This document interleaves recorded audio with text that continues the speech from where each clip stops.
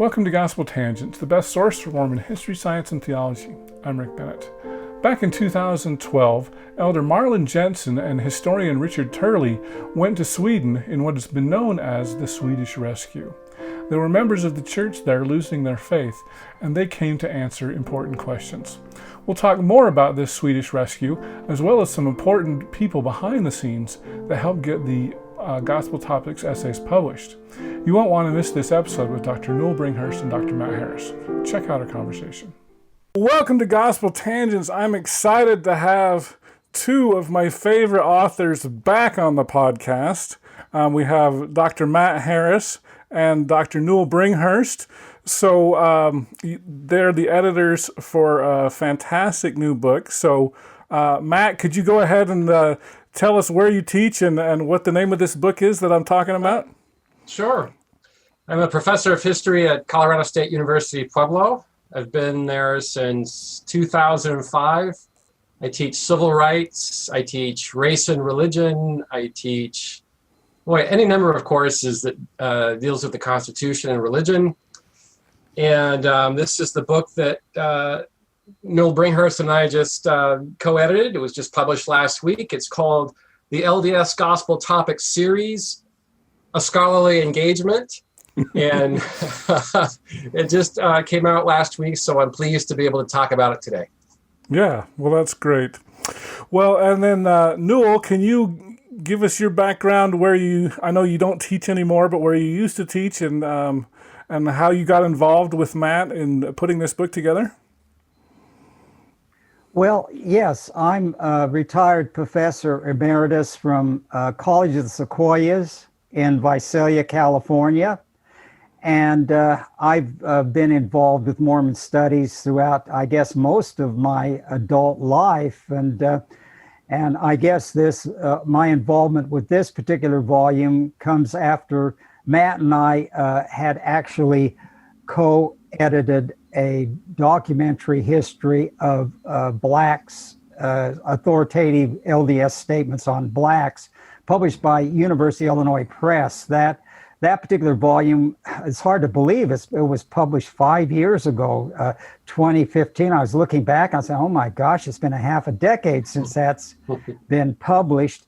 And the origins of this volume came about when Matt and I were asked to present, a couple of papers on the just recently issued Gospel Topics essays dealing with polygamy and dealing with race. It was at the John Whitmer meeting back in 2013, 2014. I can't remember. I think it was one of those two. And so Matt says, I've got this. He was the one that came up with the idea.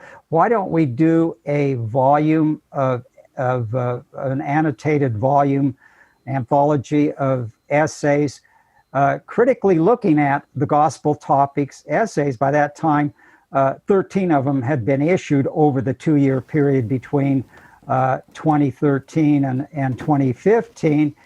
And gosh, it's like our other project. It took much longer to get it going and everything else, but it came together very nicely because we really had a group of outstanding, competent scholars, each one of them absolutely outstanding in their particular fields of expertise. In going back and revisiting those essays since the volume has come out, I'm re-impressed with the quality of the scholarship and just the solid credentials of the people who contributed to the volume. Yeah, well, it's an impressive. And since you mentioned your first book with Matt, I'll just show everybody quickly.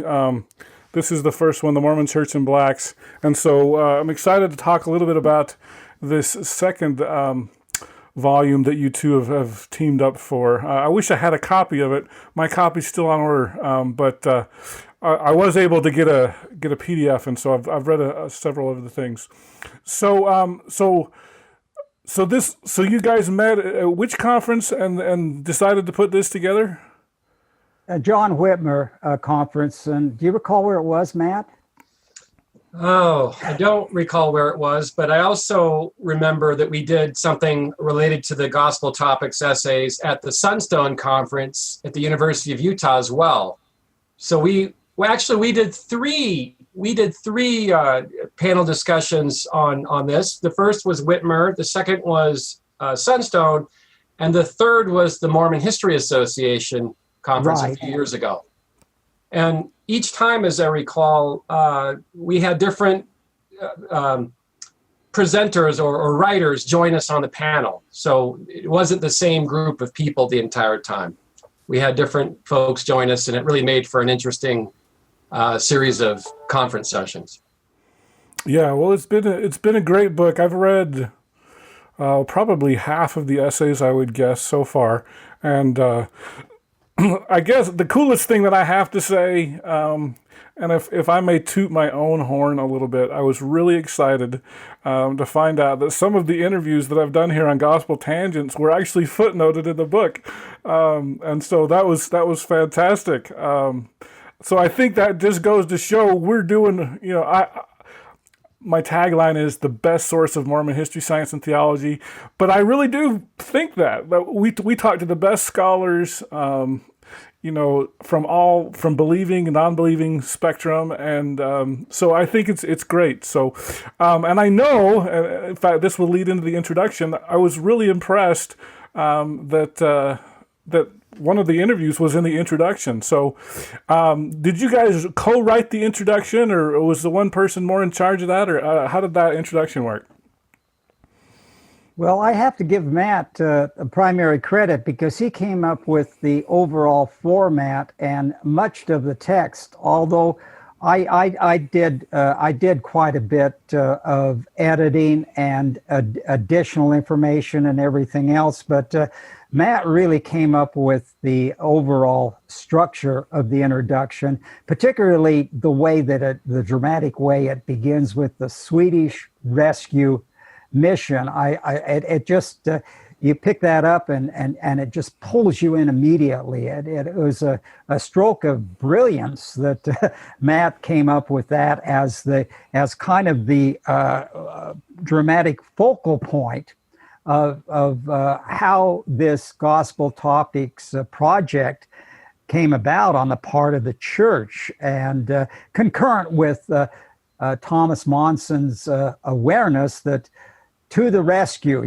that became the theme of his administration, that he could see that the church was hemorrhaging people who were becoming disaffected because of the perceived inconsistencies and shortcomings they saw in certain practices, doctrines, historical aspects of church history.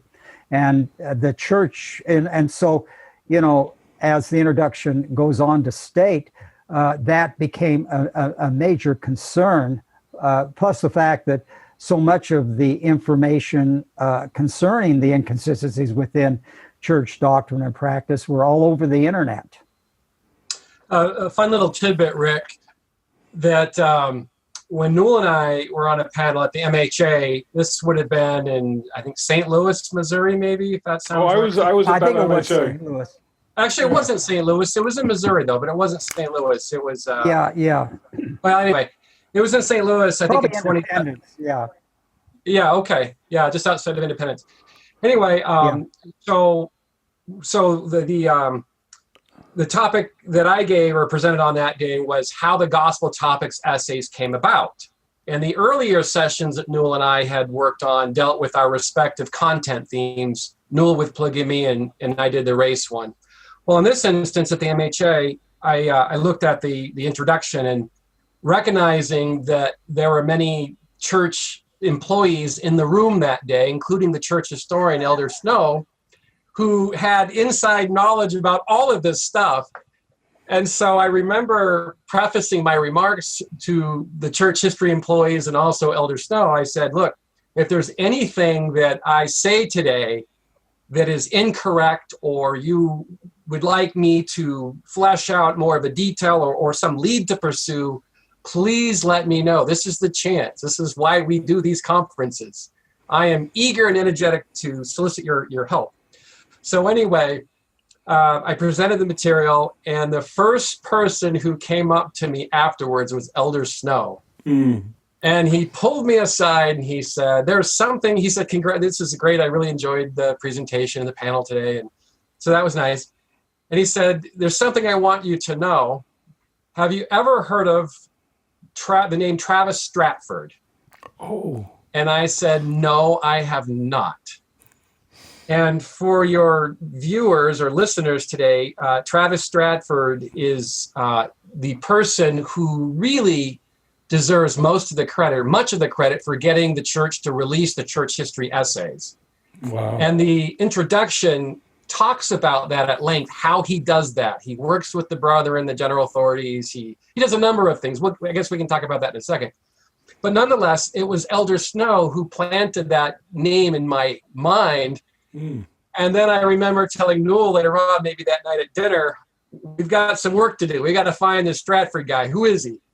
And anyway, he was, so I went on this sleuthing mission to figure out who this Travis Stratford guy was. And he's a middle-aged professional in New York City, member of the church, about my age, actually, and became disaffected with the church. And with some help from other people, went on this crusade to that's not the right word, to articulate some of the concerns about transparency issues in the church. And Travis did a number of things behind the scenes with general authorities and talking to them, and surveys that he shared with folks, including the leaders of the church. Anyway, Travis, I got in touch with him, explained the project to him. Elder Snow told me to contact you, and he was probably, the introduction wouldn't have been possible without Travis's help, because he gave Newell and I just reams of material and really helped to color and nuance the introduction that I think otherwise would have been lost. Yeah, so that's really interesting. And Newell's already mentioned the Swedish rescue a little bit. So let's go there. I know there's a connection between Travis Stratford and Hans Mattsson, who is another interesting person here. I believe Travis served a mission in Sweden. Is that correct? Correct. So can you take it away there? Because honestly, I think some people skip the introduction. They absolutely should not skip this introduction, because I thought it was fantastic. A fantastic part of the book. So this is going to stretch my memory. This has been probably 3 years since I've looked into the details on this. But my memory is that Travis did serve a mission in Sweden, and he had come across Hans Mattsson's disaffection from the church. Hans had made it clear that, for your listeners, Hans Mattsson was a one-time area authority in Sweden. He had discovered things on the Mormon Stories podcast that kind of shook his faith a bit about history and theology and the lack of transparency, as he put it. And he had, Hans Mattsson, by virtue of his position in the church as an area authority, he had connections with some of the brethren. And so Hans Mattsson, Travis contacted Mattsson, told him what he was doing. He wanted to make some of these tough, difficult issues more transparent. And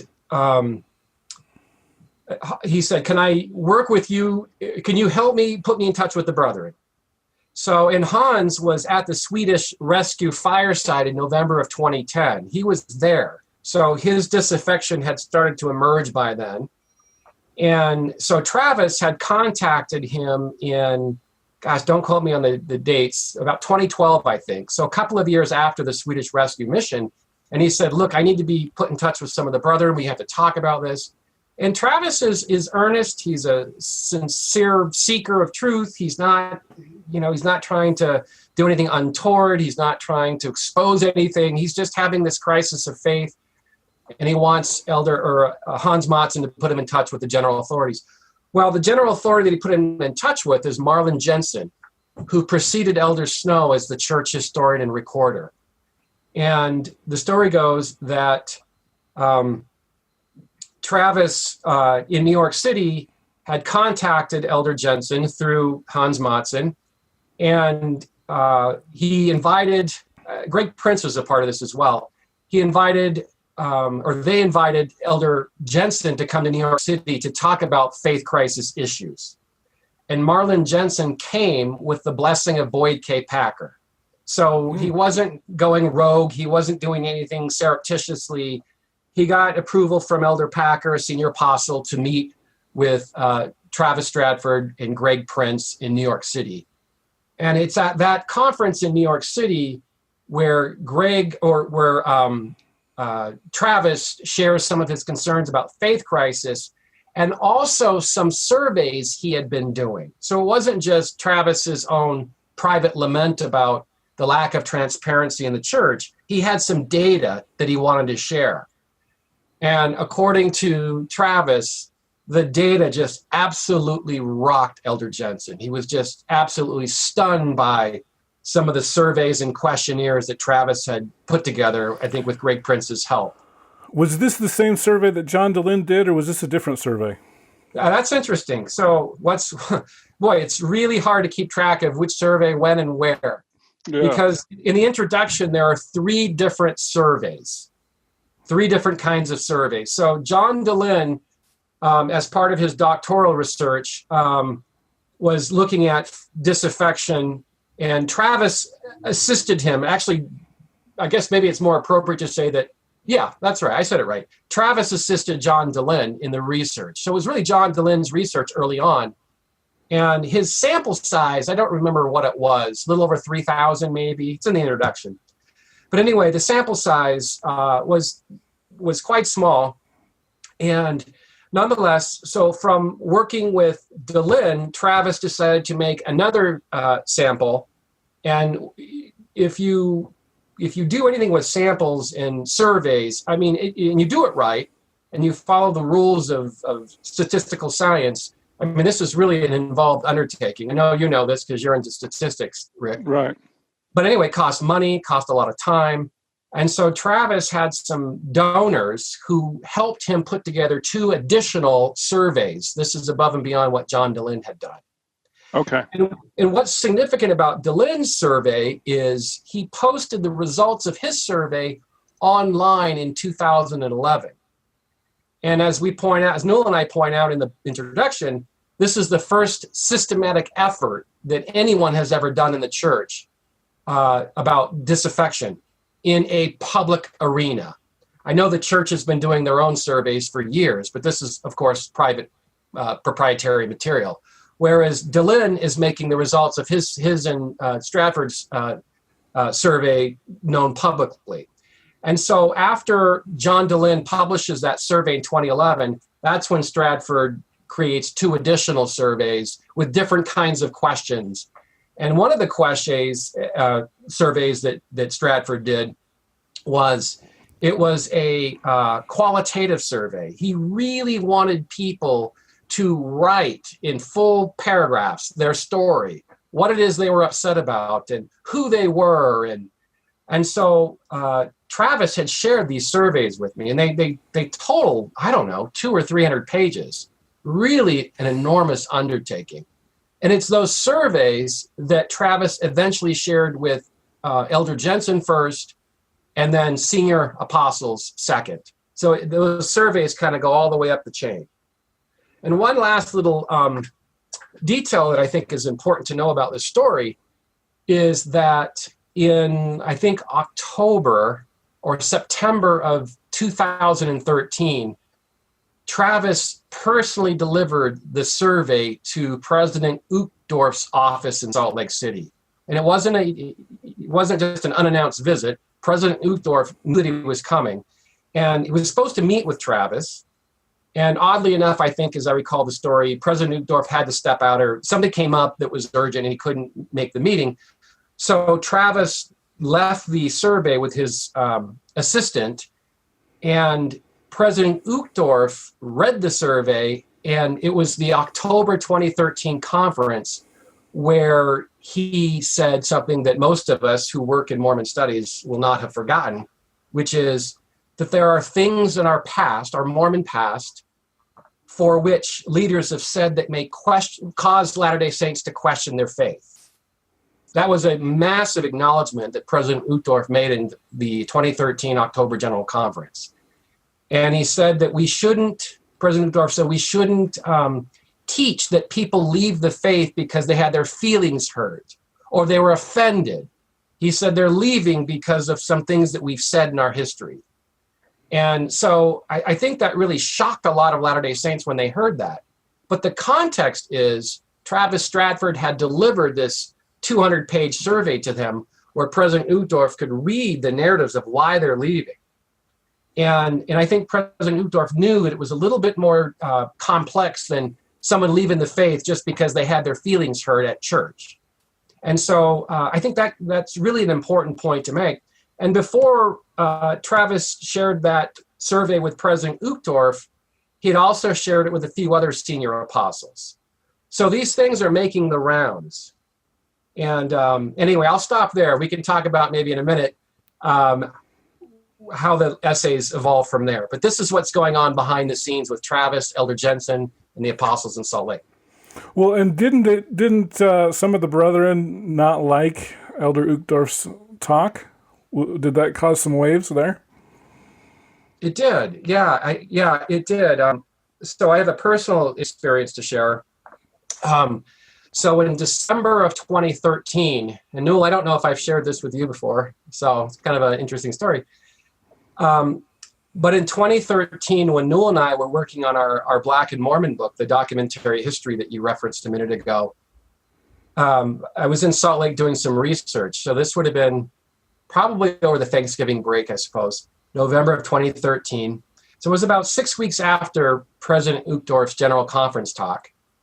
And I secured an interview with Mike Otterson, the head of the church's public relations department at the time. I think now he's retired. And I was there to talk about the Black and Mormon book that Newell and I were currently working on. And I asked Mike Otterson, a terrific guy, I said, what did President Uchtdorf have in mind when he said that there are things that leaders have said that may have caused the saints to question? What did he have in mind? And Otterson looked me right in the eyes and he said, I've been asked this question a lot. Hang on a minute and I'll call him. So he turns around and he calls President Uchtdorf right there when I was in his office. And I could hear the conversation very clearly. And he asked President Uchtdorf that question. What did you have in mind when you said that leaders have caused Latter-day Saints, you said things that have caused them to question? And he paused for a moment and he said, I'll let Latter-day Saints determine whatever they think that means. So he didn't give a specific answer to that question. He didn't say, they said some things about polygamy or blacks in the priesthood or whatever. He didn't say any of that. He just said, I'll let Latter-day Saints think about it and they can decide whatever they think it means. And so obviously that was a pretty diplomatic answer. And so Mike Otterson hung the phone up and he looked at me and he said, that's all I got. I can't give you any more details. You heard it. So that was kind of a fun story. Oh, yeah, that's great. I hope you enjoyed our conversation with Dr. Newell Bringhurst and Dr. Matt Harris. In our next conversation, Newell will tell us which of the apostles were pushing to get the Gospel Topics essays published. It may be surprising to you. Surprisingly enough, a guy that was pushed for greater transparency and openness was Ballard, Apostle Ballard, and we also briefly talk about that. So there was an ambivalence there. How much publicity do we want to give to these essays? For those of you who are interested in the entire interview uncut without any interruptions, sign up at patreon.com/gospeltangents and you can hear the entire interview for just $5 a month. Also, we have other tiers. If you'd like to subscribe on our website at gospeltangents.com, click on the yellow subscribe button and you can subscribe for $10. You can also do that on Patreon and get a PDF transcript. We've also got some other ones for $15 and $20 if you'd like to get those as well. If you're interested in individual transcripts, go to Amazon.com and do a search for Gospel Tangents interview, and you can see our past interviews there in paperback form. So just check out Gospel Tangents. We're always updating those. For the latest updates on Facebook, go to facebook.com/gospeltangents, and you can see our latest updates there. We're also on Twitter at Gospel Tangents. Of course, you can subscribe on Apple Podcasts at tinyurl.com/gospeltangents. And please give us a 5-star rating for those of you who listen to the audio only. So once again, thanks for listening. Click here to subscribe, here for a transcript, and over here we've got some more of our great videos. Thanks again.